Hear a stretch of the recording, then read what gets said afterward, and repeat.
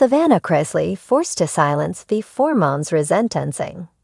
Julia Chrisley has a new resentencing date set up for 2 weeks from now. However, there are questions about where Julie is as she awaits the resentencing. Savannah Chrisley was asked about her mother's location, and she said she wanted to say something but was told to keep quiet until after the resentencing. Here's what you need to know about Julie Chrisley. Julie Chrisley awaiting resentencing. While Todd Chrisley still faces about 10 more years in prison, Julie Chrisley might see her sentence changed. This comes after the 11th U.S. Circuit Court of Appeals identified a legal error in her original 7-year sentence.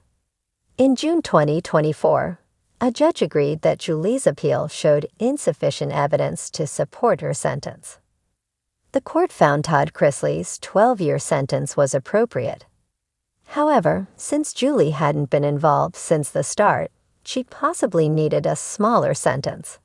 She is still guilty of fraud, so there is still a prison sentence, but it could be much shorter. The sentence could be reduced enough to get her out of prison by next year. She could also spend the last part of her sentence in a halfway house. The courts could also rule that she be returned to her home state to reconnect with her family.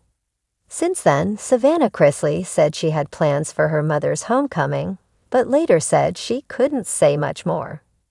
Savannah Chrisley says she has been told to keep silent. Savannah Chrisley was asked about her mother's location as they await the resentencing.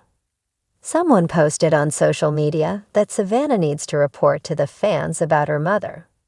However, Savannah responded and said she was told not to say anything. "There are things that I don't have answers to at this point in time," Savannah responded. "Per my lawyers, I need to stay quiet until after mom's resentencing date on September 25th. Trust me, so much I want to say. Thank you for loving and supporting us."